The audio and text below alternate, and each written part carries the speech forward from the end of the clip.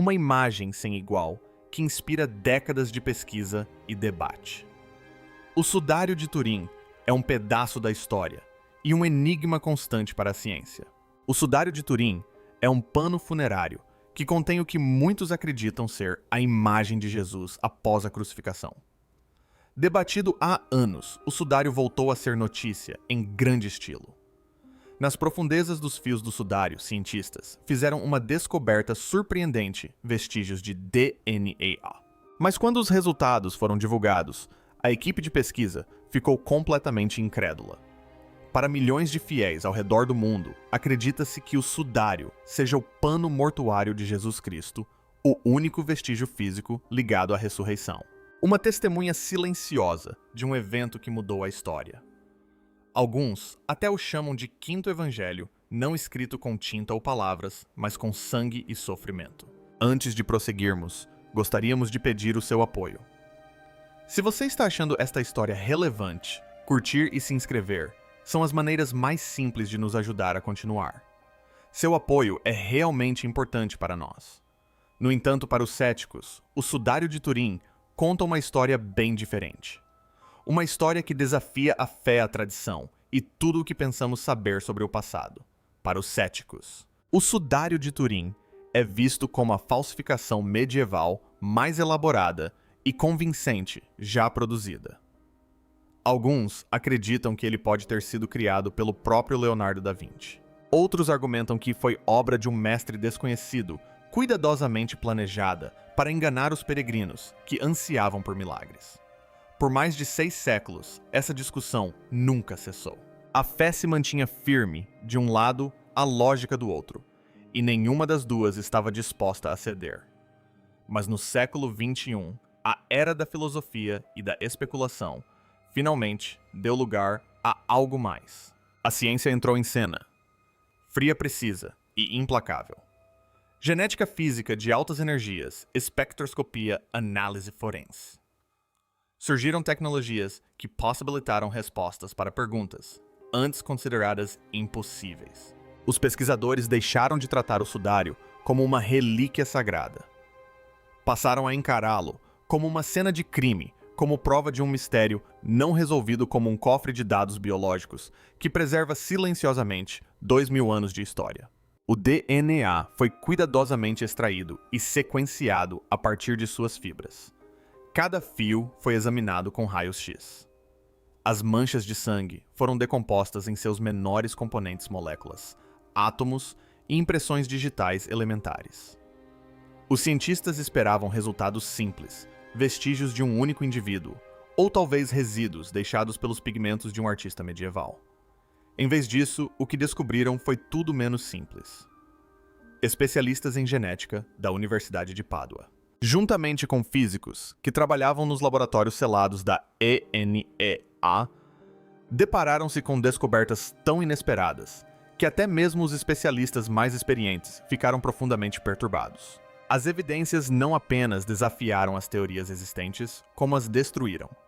Tanto as explicações céticas quanto as interpretações religiosas tradicionais ruíram sob o peso dos dados.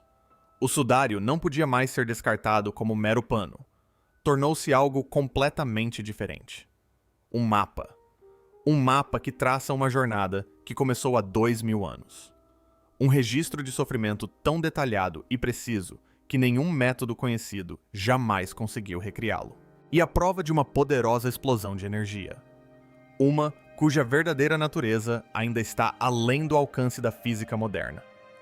Este momento marcou o início da investigação forense mais abrangente já realizada. Seguiremos pistas invisíveis a olho nu. Grãos de pólen microscópicos, vestígios moleculares, assinaturas biológicas. Passo a passo, buscaremos descobrir de quem era o sangue que realmente saturou essas fibras, e por que as evidências parecem clamar em agonia, não por meio de palavras, mas pela linguagem da bioquímica. Também exploraremos a física por trás da própria imagem, uma imagem que se comporta como um negativo fotográfico, um holograma e um raio-x, tudo ao mesmo tempo. E por fim, abordaremos uma única questão que deixou o mundo científico perplexo. A análise de DNA acabou por forçar os pesquisadores a confrontar uma conclusão surpreendente. Este artefato não poderia ter sido criado na Europa e parece testemunhar eventos que remodelaram a própria história da humanidade. Para compreender o quão chocantes são essas descobertas genéticas, precisamos voltar ao início da pesquisa científica sobre o sudário, o que hoje conhecemos como cinindenologia moderna. Precisamos retornar ao momento em que a humanidade viu pela primeira vez o rosto oculto nas sombras do linho. Esse momento ocorreu em 28 de maio de 1898 na cidade de Turim. Um advogado, vereador e fotógrafo amador apaixonado chamado Sacon Pierre recebeu uma rara permissão do rei Alberto I para fotografar a relíquia durante uma exposição pública realizada em comemoração ao casamento do príncipe. Naquela época, a fotografia estava longe de ser simples. Foi um processo lento, técnico e implacável. Pia carregou uma câmera quase do tamanho de uma mala até um andaime alto dentro da catedral. Para iluminar o interior escuro, ele usou flashes intensos de magnésio e lâmpadas potentes. Ele expôs 2 grandes placas de vidro cada uma, medindo 50 por 60 centímetros. Tarde da noite sozinho em seu quarto escuro, iluminado apenas pelo brilho fraco de uma lâmpada de segurança vermelha. Pia cuidadosamente colocou uma das placas em uma bandeja, com os produtos químicos de revelação. E então aconteceu. À medida que a imagem surgia lentamente no vidro, Pierre quase deixou cair o negativo valiosíssimo incrédulo. O que emergia diante de seus olhos parecia irreal, quase de outro mundo. No negativo fotográfico, onde a luz deveria se tornar escura e a escuridão deveria se tornar clara, algo extraordinário apareceu. Em vez da leve descoloração borrada, visível no próprio tecido, surgiu uma imagem nítida e de alto contraste, repleta de detalhes impressionantes. Um rosto, olhos profundos, delicadamente fechados, nariz quebrado, bigode e barba bifurcada hematomas na bochecha direita. Pela primeira vez, a figura escondida sob o linho não era mais uma vaga sombra. Era claramente um homem. A expressão no rosto era marcante e calma, digna, quase imponente. E ainda assim, pertencia a alguém que claramente havia suportado sofrimento físico, extremo e inimaginável. O efeito era avassalador. Isso não foi apenas uma surpresa. Foi um ponto de virada. Transformou completamente a forma como o sudário era compreendido. Qualquer imagem normal, seja desenhada com tinta carvão, ou mesmo sangue, comporta-se de maneira previsível quando convertida em negativo fotográfico. As áreas claras escurecem. As áreas escuras clareiam. O resultado é distorcido e artificial, deixando o rosto plano e com aspecto de máscara. Mas o sudário não se comportou assim. Quando fotografado como negativo, revelou-se uma verdadeira fotografia em preto e branco de um ser humano real. Esse simples fato mudou tudo.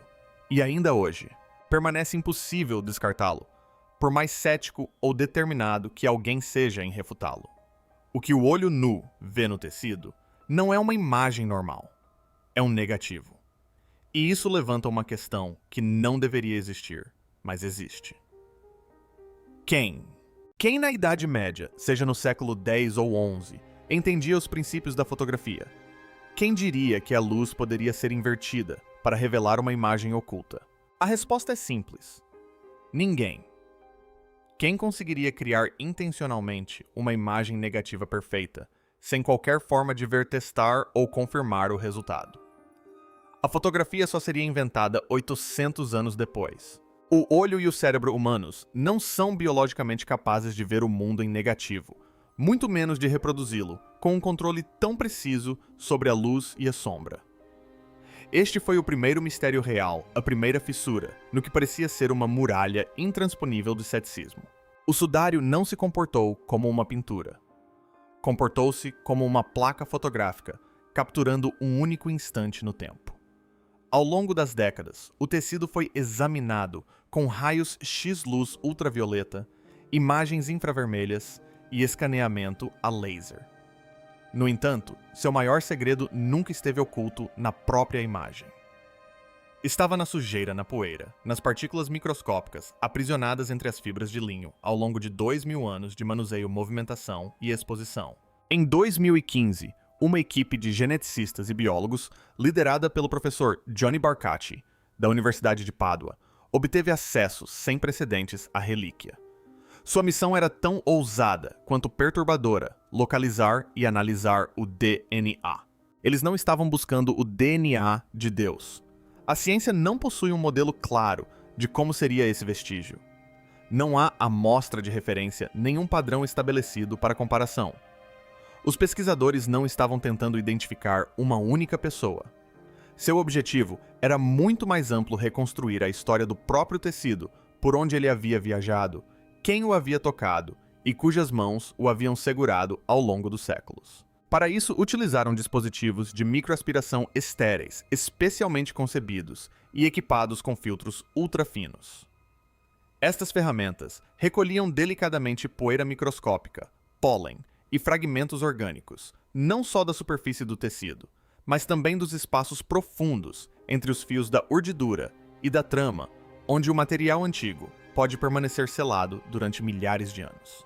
Eles também examinaram partículas coletadas durante a restauração de 1988 amostras que haviam sido cuidadosamente preservadas em arquivos. Esse trabalho levou a ciência aos seus limites. Mesmo a menor contaminação moderna, uma respiração, um espirro, uma única lasca de pele de um padre conservador ou técnico poderia apagar sinais antigos e substituí-los por ruído genético moderno. As amostras foram transportadas para um laboratório ultra limpo e controlado. Ali, o sequenciamento começou a ser feito utilizando o sequenciamento de nova geração, conhecido como NGS. Os cientistas concentraram-se no DNA mitocondrial de plantas e humanos por uma razão crucial. Ao contrário do DNA nuclear, o DNA mitocondrial existe em centenas de cópias por célula. É transmitido exclusivamente pela linhagem materna e sobrevive por muito mais tempo em material antigo. Por isso serve como um marcador poderoso e confiável de origem geográfica, movimento populacional e migração humana. Durante semanas, os computadores funcionaram sem parar, decodificando milhões de sequências de nucleotídeos e comparando-as com bancos de dados genômicos globais que representam populações de todo o mundo. Quando os diagramas finais apareceram nas telas mapas de grupos haplogênicos e linhagens ancestrais, os pesquisadores perceberam que estavam diante de algo que desafiava qualquer explicação simples e certamente qualquer falsificação comum. Essa não era a assinatura genética de um único indivíduo. Era algo muito mais complexo. Era um retrato genético da própria humanidade. As descobertas foram publicadas na prestigiada revista Nature Scientific Reports, e a resposta foi imediata e explosiva. Ondas de choque reverberaram pela comunidade científica. Os pesquisadores esperavam um sinal genético dominante, claro. Se o sudário fosse uma falsificação medieval criada na França como os céticos há muito afirmam então, o DNA europeu, especificamente francês ou italiano, deveria ter dominado os resultados de forma esmagadora. Se em vez disso fosse uma relíquia autêntica, originária de Jerusalém, e que nunca tivesse saído da região, os traços genéticos deveriam apontar quase que exclusivamente para o Oriente Médio. Mas não foi isso que aconteceu. O que emergiu foi algo próximo ao caos. Um mundo inteiro, registrado em um único pedaço de tecido. O sudário revelou impressões digitais genéticas de pessoas de vastas regiões da Eurásia e da África. Vejamos o que os cientistas descobriram. Em primeiro lugar, o Oriente Médio. Os pesquisadores identificaram grupos haploides comumente associados aos Druze, uma comunidade etno-reica, unida e historicamente isolada, que vive nas regiões montanhosas de Israel, Jordânia, Líbano e Síria. O DNA de Druze é considerado excepcionalmente antigo e notavelmente estável, tendo sofrido poucas alterações ao longo de milhares de anos, devido a séculos de isolamento. Isso o torna um poderoso marcador de origem geográfica e fornece fortes indícios de uma ligação com o Oriente Médio. Em segundo lugar, os grupos HLO da Europa Ocidental, como U5b e H1AH3, também apareceram exatamente como esperado. Desde o século XV, o sudário tem sido mantido na Europa primeiro em Chambéry e depois em Thann. Ao longo dos séculos, o tecido foi manuseado pelas freiras da Sé, L.A., que o repararam por membros da Casa de Savoy, que o possuíam, e por inúmeros peregrinos europeus que vieram venerá-lo. Em seguida veio a terceira região, o norte e o leste da África. O haplogrupo L3CM101 surgiu apontando para áreas como o Egito e a Etiópia. Isso foi inesperado e profundamente fascinante, sugerindo contato com algumas das primeiras comunidades cristãs no continente africano. Em quarto lugar estava o sul da Ásia. Foram identificados os haplogrupos M39, M56 e R8 marcadores genéticos típicos do subcontinente indiano. E o mais surpreendente de tudo foram os traços da Ásia Oriental. Haplogrupos como D4 e G2, comumente associados à China, estavam presentes. China-Índia, África, Europa, Oriente Médio. Tudo codificado em um único tecido antigo. Como isso poderia ser explicado? Se o sudário fosse apenas uma falsificação criada no porão úmido de uma abadia francesa por volta de 1350, como poderiam existir traços genéticos da China e da Índia? No mundo medieval, a globalização não existia. Viagens de longa distância de fato ocorreram, mas não em uma escala tão vasta a ponto de deixar marcas genéticas tão disseminadas e claramente identificáveis em um único pedaço de tecido. A resposta, como se descobriu, era ainda mais extraordinária do que o próprio mistério. O sudário não é simplesmente um pano funerário. É um viajante. Quando os cientistas em Pádua mapearam os dados genéticos, fizeram uma descoberta impressionante. A distribuição dos marcadores genéticos alinhou-se com notável precisão geográfica ao longo de uma antiga rota histórica. Uma rota que muitos estudiosos há muito descartavam como pouco mais do que lenda. A resposta reside na jornada da imagem criada pelo homem conhecida como Mendelion. Segundo fontes bizantinas sírias e árabes antigas, o sudário foi dobrado de tal forma que apenas o rosto ficava visível e era exibido dentro de uma moldura especial. Essa forma dobrada era conhecida como tetradiplolon, dobrado em 4. Essa relíquia não permaneceu em um só lugar e certamente não teve origem na Europa. Sua jornada começou em Jerusalém, local da crucificação e ressurreição. De lá, viajou para Edessa no século II. O sudário permaneceu oculto dentro das muralhas da cidade por séculos antes de ser redescoberto. Edessa ficava em uma das encruzilhadas mais importantes do mundo antigo, a Grande Rota da Seda. Caravanas da China, Índia, Pérsia e Arábia passavam pela cidade transportando mercadores de seda e especiarias. Peregrinos e diplomatas de terras distantes vieram venerar a relíquia que acreditavam proteger a cidade. Eles se aproximaram dela e beijaram seu invólucro. Eles tocaram no relíquia. E a cada contato, vestígios microscópicos, células da pele, fragmentos de cabelo, gotas de suor, se depositavam no tecido. Camada por camada, século após século, o DNA do mundo se acumulava em sua superfície como poeira invisível. A jornada não terminou aí. Em seguida veio Constantinopla. De 944 a 124, a relíquia foi mantida no próprio coração do Império Bizantino. Os imperadores de Bizâncio adquiriram por compra ou à força e a levaram para aquela que era então a maior cidade da Terra. Constantinopla era uma verdadeira mega-cidade do mundo antigo, um lugar onde pessoas de todas as raças, culturas e regiões convergiam. Então, em 1204, durante o caos da Quarta Cruzada, a cidade foi violentamente saqueada. Na sequência, o sudário desapareceu. Seu próximo destino parece ter sido Atenas e a região mais ampla da Grécia, por volta de 1205. Após a queda de Constantinopla, a relíquia passou para as mãos de cavaleiros franceses e foi guardada em Atenas por algum tempo antes de desaparecer novamente na história. Em seguida chegou à França por volta do ano de 1353.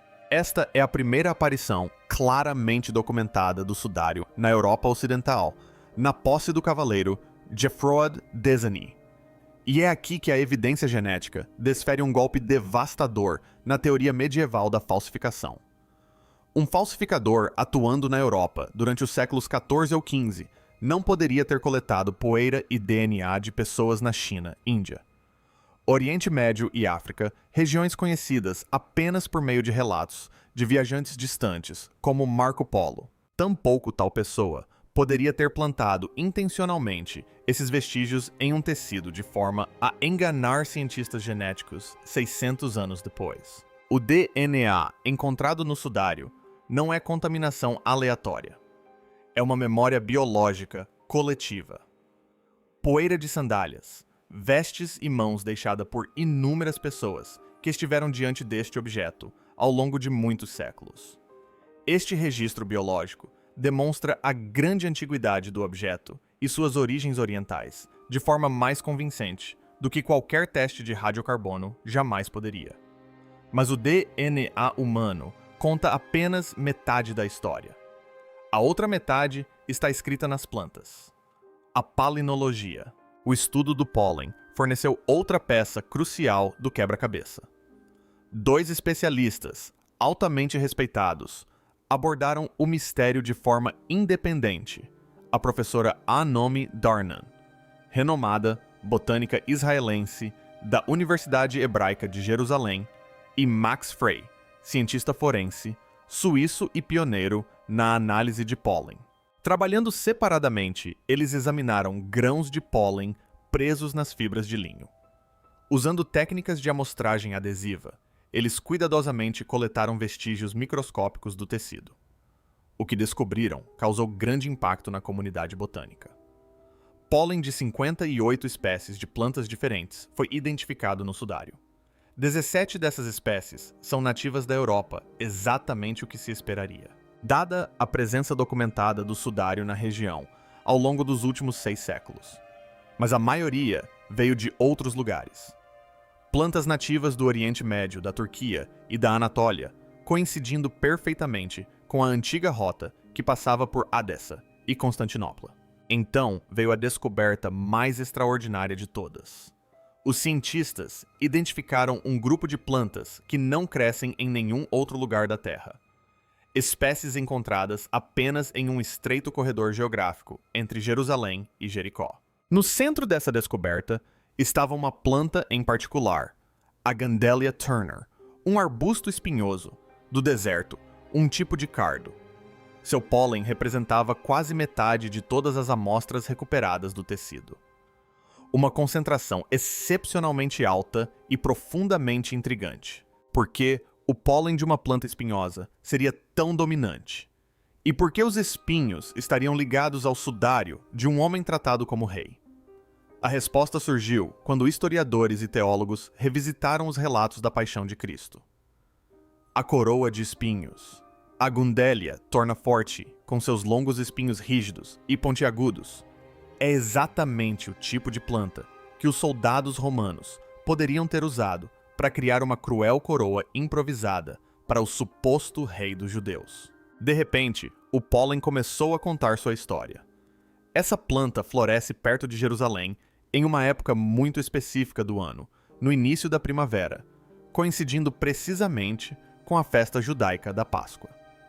A descoberta de uma concentração tão incomumente densa de seu pólen, especialmente ao redor da cabeça e dos ombros do tecido, fornece evidências físicas diretas de que o corpo era coroado de espinhos. Uma segunda pista botânica veio do Zigeulan. Demos uma planta endêmica de uma região muito restrita, que cresce apenas no deserto da Judéia e em partes da península do Sinai. Seu pólen também foi encontrado no tecido em quantidades significativas. Nenhum falsificador medieval, trabalhando na França, poderia ter obtido pólen de plantas nativas exclusivamente de Israel, muito menos aplicá-lo invisivelmente em nível microscópico em um pedaço de tecido. Um falsificador teria usado tinta. Pólen não pode ser pintado. Ele funciona como um selo invisível em uma cena de crime, uma impressão digital geográfica que não pode ser falsificada. Por muitos anos, especialmente durante o século XIX, marcado pelo alto nível de racionalidade, os céticos argumentaram que as manchas avermelhadas no sudário não passavam de pigmentos ocre-cineabro ou têmpera misturados com gelatina. Essa alegação finalmente desmoronou em 2017. Uma equipe de pesquisadores italianos, liderada pelo professor Giulio Fanti, da Universidade de Pádua, trabalhando em conjunto com médicos de um hospital em Trieste, examinou as manchas usando microscopia eletrônica de transmissão e espectroscopia Raman. Na nanocali, não encontraram pigmento, mas sangue. O sangue encontrado no tecido foi identificado como humano e do tipo sanguíneo AB, um dos grupos sanguíneos mais raros do mundo. No entanto, esse mesmo tipo sanguíneo aparece repetidamente em antigas relíquias cristãs, incluindo o sudário de Ovdo. Mas esse não era o sangue de uma pessoa saudável. Nele, os cientistas detectaram nanopartículas de creatinina e feritina ligadas à hemoglobina. Concentrações tão extremas ocorrem sob apenas um conjunto de condições: trauma fatal, catastrófico, tortura prolongada, combinada com desidratação e destruição muscular maciça. Quando o tecido muscular é repetidamente danificado num processo conhecido como rabdomiólise, a creatinina inunda a corrente sanguínea em quantidades enormes, e o sangue preservado no pano registrou exatamente isso. Não se trata de simbolismo, mas sim de um grito bioquímico de dor. A análise revelou que o homem envolto nesse pano não morreu simplesmente.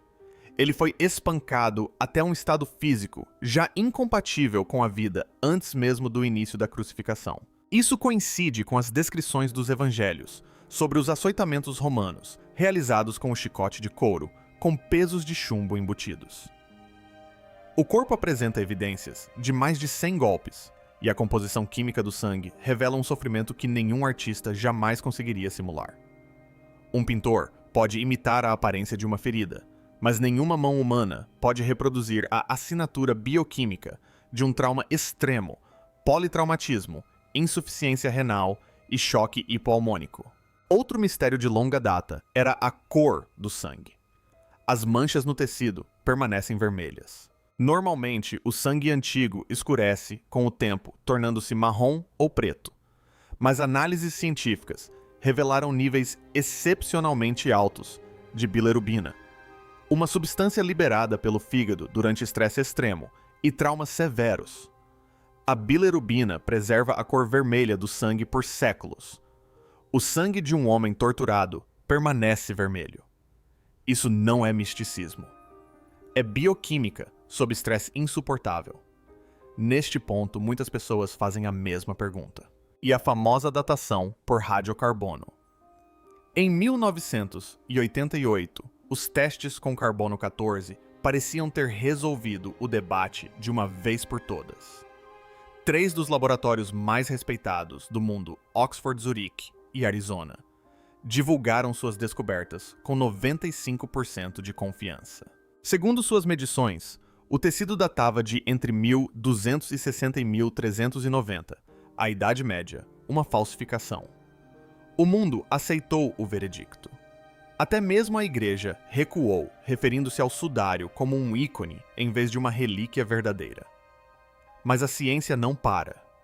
3 décadas depois, pesquisadores descobriram onde o erro crucial havia sido cometido. O problema não era a tecnologia.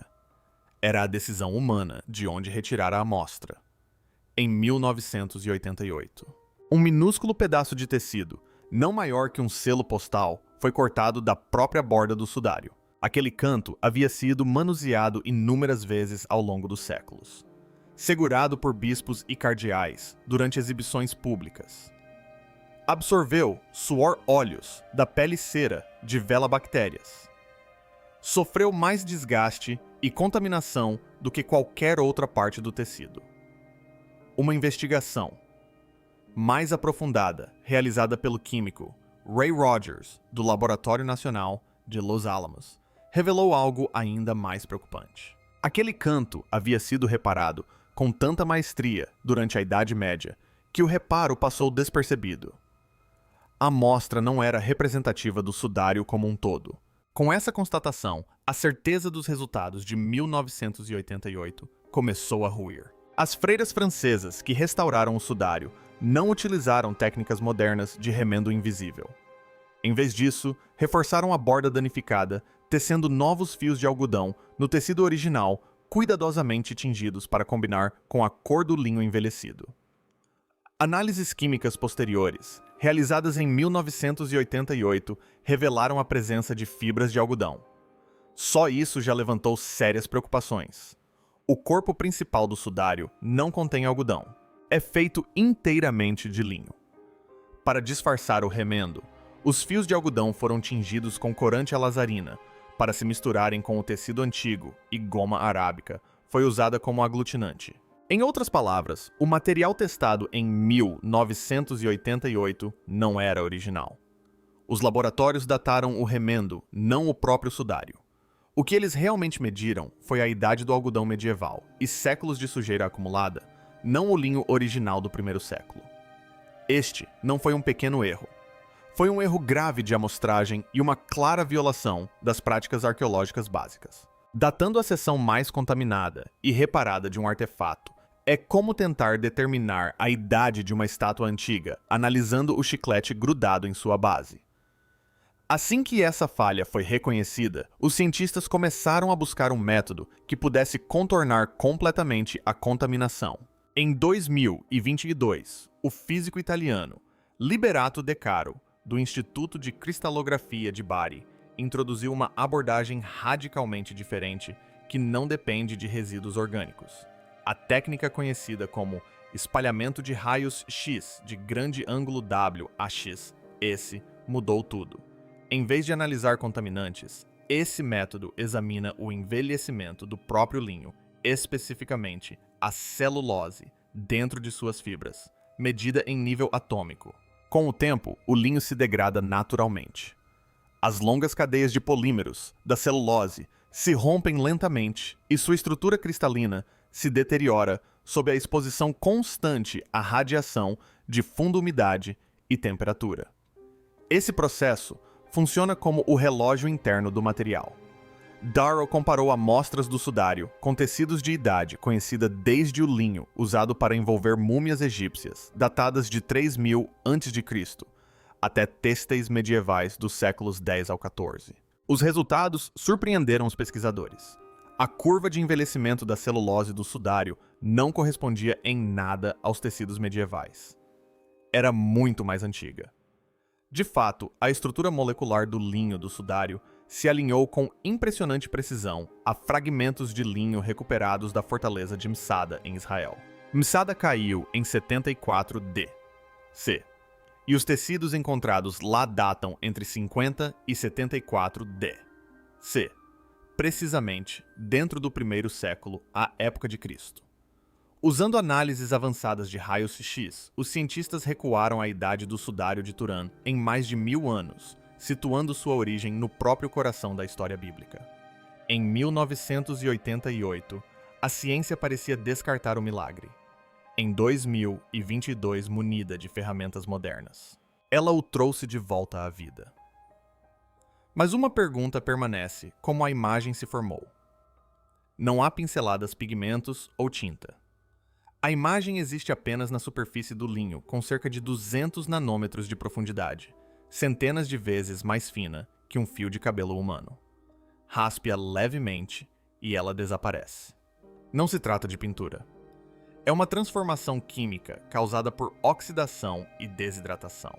Uma espécie de marca de queimadura, deixada por uma fonte de energia desconhecida. Os cientistas tentaram de tudo para recriá-la: ácidos, calor, radiação gama. Nada funcionou. Apenas um método chegou perto, um breve e intenso pulso de radiação ultravioleta no vácuo. Mas tais lasers não existiam no mundo antigo.